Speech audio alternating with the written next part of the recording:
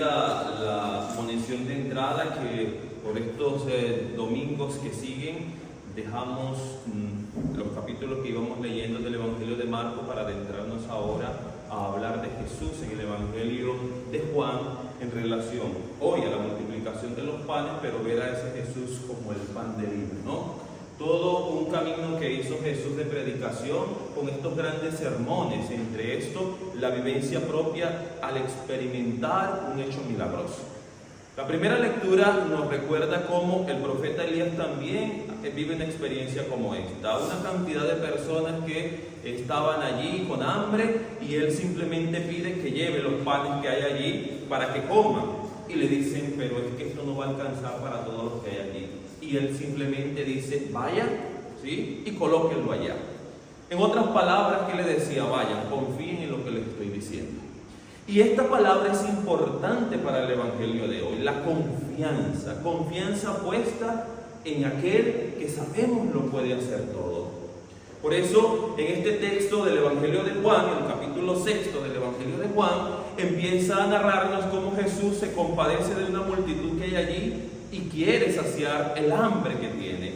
Por eso le pregunta a uno de sus discípulos, a Felipe, para ponerlo a prueba, dice el texto del Evangelio, ¿cuánto necesitaremos para darle de comer a esta gente? Y él dice, mira, ni lo que tenemos, ni 200 denarios de pan servirían para que cada uno le tocase al menos un pedazo.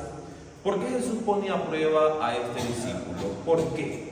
Y allí es donde se empieza a dar toda una relación, desde la experiencia de Jesús con sus discípulos y la experiencia de los discípulos con el Maestro, con Jesús. Ya Jesús sabía de quién se trataba, quién era este hombre.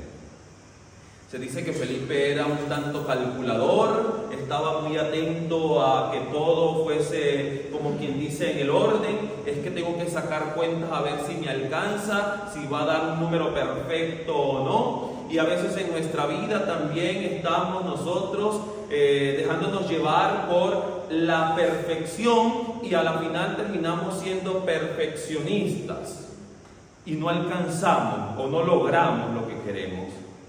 Por eso le pregunta a él, tú que te gusta sacar cuentas, ¿cuánto nos alcanzaría, cuánto necesitaríamos para darle de comer a esta gente? Y él se da cuenta que es imposible darle a tanta gente. Dice el texto que habían unos 5,000 hombres, solo contando hombres. Imagínense, mujeres y niños, ¿cuántas personas más habrían allí? Pero Felipe dice, no tenemos, no nos alcanza.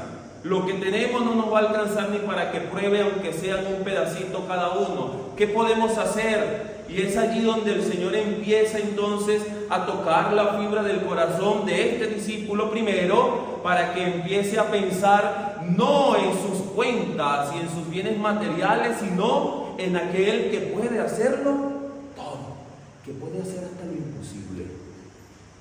Por eso le pregunta, a ver si eres capaz de decir, mira, mis fuerzas no son necesarias, no son suficientes, pero a lo mejor tu intervención sí que puede hacer. Y allí es donde está la experiencia de los discípulos con el Maestro. Si verdaderamente recuerdan todo lo que Jesús ha obrado, lo que ha hecho frente a ellos, si ha podido hacer grandes milagros, ¿por qué entonces no podrá en este momento subsanar la necesidad de esta comunidad, de este pueblo?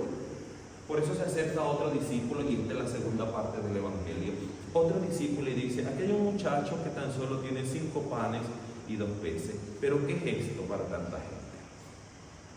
¿Será que era suficiente esta cantidad de panes y de peces para 5,000 hombres solamente?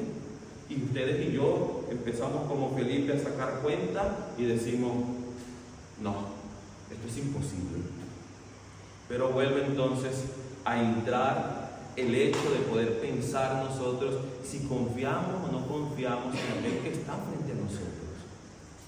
¿Cuál fue el verdadero milagro de Jesús allí? Que multiplicó los panes y los peces, que hizo aparecer más panes y más peces para los que estaban allí. No, el milagro comenzó cuando este muchacho se acerca y ofrece lo que tiene.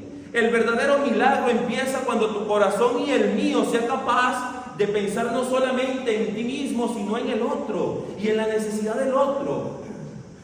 Ahora recuerdo que en la cuaresma de este año el día miércoles de ceniza, cuando yo hablaba de la limosna y todo eso, yo comentaba algo y decía que la limosna no se trataba de dar de lo que me sobra, sino aquello que aún y cuando yo lo necesite, soy capaz de desprenderme de ello para darlo. Y hubo personas, como subo esto a las redes sociales, hubo personas que me hacían comentarios en relación a esto, y muchos de estos comentarios hacían mención a que era yo incitando a que ustedes me dieran dinero a mí o me dieran sus bienes a mí. Y esto me hizo pensar en algo. Uno, en la tontería que pasa por la cabeza de muchas personas. Pero esa tontería que pasa por la cabeza de muchas personas es la que llega al corazón. Y esa es la primera persona que no es capaz entonces de desprenderse de algo, no para dármelo a mí, sino para dárselo al que necesita, al que verdaderamente necesita. Pero lo peor es que esa persona es la que más necesita. Necesita limpiarse un poquito la cabeza, necesita limpiarse un poquito el corazón, necesita limpiarse un poquito las manos también frente a sus actos y frente a lo que hace. Por eso hoy Jesús, cuando le dice a Felipe y luego interviene Andrés, es queriendo mostrarles a ellos si son capaces de confiar en Jesús, en el que está ahí con ellos o no. Si son capaces ellos de intentar arreglar las cosas por sus propias fuerzas o ir y pedirle a quien verdaderamente lo puede. Por eso repito, el milagro no radica en que Jesús haya hecho aparecer más panes y más peces. No, el milagro radica en que pudo tocar la fibra del corazón de todos esos que estaban allí para que pudieran dar de lo que tenían. Que no era mucho, 5 panes, 2 peces, no es nada, pero ha dado lo que tiene. Pero ha dado todo lo que tiene. ¿Para qué? Para poder ayudar al otro. Para poder mostrarse misericordioso, compasivo, en la caridad, en el amor con quien no tiene. Ese es el verdadero milagro. Porque el pan se acaba. Porque yo hoy me sacio y más tarde tendré también hambre nuevamente.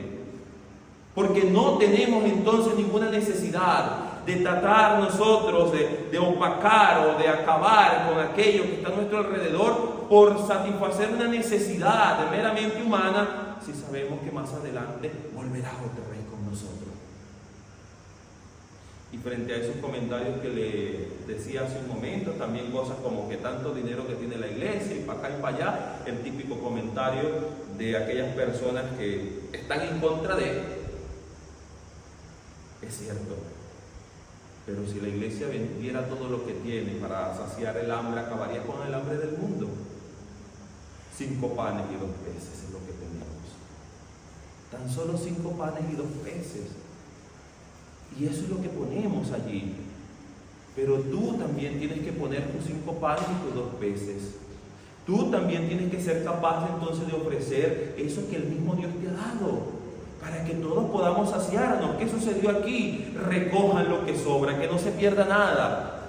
Y recogieron más de lo que habían dado en un primer momento. Y sobró mucho más de lo que tenían en un primer momento. ¿Por qué? Porque Dios no se deja ganar en generosidad. Porque Dios no es capaz entonces de abandonar al hijo, a su hijo predilecto, a aquel que necesita. Y siempre va a estar allí para tenderle la mano en todo momento. Pero tú y yo, ¿qué tenemos que hacer? Confiar verdaderamente en aquel, que no se pierda tu confianza. Que no se pierda entonces tu anhelo y tus ganas de seguir luchando, pero luchando sabiendo que tus fuerzas son limitadas, pero que con las de Dios sí que podrás seguir adelante, sí que lo podrás hacer. Hoy, cuando decía yo al principio de la celebración, orar por Venezuela, por mi país, yo quisiera hacer una reflexión en torno a eso. ¿Por qué? Porque resulta que una de las primeras cosas que perdimos los venezolanos cuando empezó toda esta situación difícil fue precisamente la confianza en Dios. Nos olvidamos de Dios y pensamos que el político tal o el otro, fulanito o sutanito, podría resolvernos el problema que teníamos, y nos olvidamos totalmente de aquel que ha preguntado cuánto necesitan para poder salir de esa necesidad. ¿Cuánto necesitan para saciar el hambre que hoy tienen? El hambre de justicia, el hambre de verdad, de paz, de solidaridad, de encuentro, el hambre de amor. que no solo Venezuela tiene, sino que todo el mundo hoy está padeciendo. ¿Cuánto necesitan hoy, pregunta el Señor, para saciar el hambre de justicia que tiene el mundo? ¿Cuánto se necesita? Y tan solo la respuesta tiene que ser: aquí están, Señor, mis 5 panes y mis 2 peces. Aquí están lo que yo puedo dar y lo pongo a tu servicio. Y sobrará justicia. ¿Por qué? Porque es el Dios de la justicia, de la verdad y de la paz. Por eso, y hasta que no comprendamos, hasta que no entendamos que si no nos amamos no podemos alcanzar lo último, el fin último, que es estar con Dios, entonces viviremos así como estamos ahora, en guerra, en discordia, en situaciones difíciles, en no pensar en el otro, en el bien común, en el bien para todos. Por eso hoy, que esto nos sirva también a nosotros de ejemplo para poder decir: yo hoy quiero poner lo que el Señor me ha dado, lo que tengo. Eso, que será poco, será mucho, no lo sé, pero es eso lo que quiero poner en las manos de Dios, como decía el Salmo, porque puestos en tus manos nos saciarás, Señor. Hoy estamos puestos en tus manos. Y quisiera hoy pedir de manera especial, como decía al principio, por Venezuela. Señor y Dios de la historia, en este día en que nos acercamos a ti con un corazón sincero, con un corazón contrito, con un corazón quizás herido, con un corazón quizás envuelto en tantas preocupaciones, en desesperanzas y desánimos, queremos poner hoy nuestro corazón, nuestra mente, nuestro ser en tus manos. Pedir de manera especial por Venezuela. Yo, como venezolano y lejos de mi tierra, quiero pedirle al único que puede hacer todas las cosas posibles en este mundo, que obre milagrosamente hoy en Venezuela, en cada uno de los venezolanos, en los que estamos fuera y en los que están allí dentro, en los que quizás hoy entregarán sus vidas, una vida que entregan para poder entrar no solo al servicio de Dios, sino también de los hermanos. Que cada una de las fuerzas que hoy se ponen, el desgaste humano, el desgaste material y físico de muchos, allí dentro siempre sea para la honra y la gloria tuya. Que no nos olvidemos de ti, Señor, en ningún momento. Que nuestra confianza esté puesta siempre en ti. Que hoy tú nos invitas, en este día en que es decisivo para nuestra patria, poner nuestros 5 panes y nuestros 2 pescados. Lo que tenemos, lo único que tenemos, lo ponemos a tus manos. Y de manera especial pedirte, Señor, que protejas a nuestra patria y a cada uno de los venezolanos. Que puedas estar tú allí, Señor, cobijándolo, tocando el corazón de cada uno de ellos. Y aquellos que quieran hacer hoy mal, Señor, que tú toques sus corazones y que sientan tu amor, tu misericordia, pero sobre todo tu perdón, Señor, ante las malas decisiones que han tomado. Y que tú seas, Señor, el único que pueda gobernar verdaderamente en nuestros corazones y en nuestra patria y en el mundo entero. A nuestra Madre María Santísima, en la advocación de Coromoto, patrona de Venezuela, que proteja, Señor, que nos protejas, que nos ampares y que nos cuides como verdadera Madre. Tú que un día extendiste los brazos para mostrar a tu Hijo, al cacique Coromoto, que hoy también, Señor, puedas mostrar a tu Hijo verdadero. Hoy, María Santísima, mostrarlo allí, a Venezuela. Y que también ese mismo Jesús obre en cada uno de nosotros. Te lo pedimos a ti, que vives y reinas por los siglos de los siglos. Amén.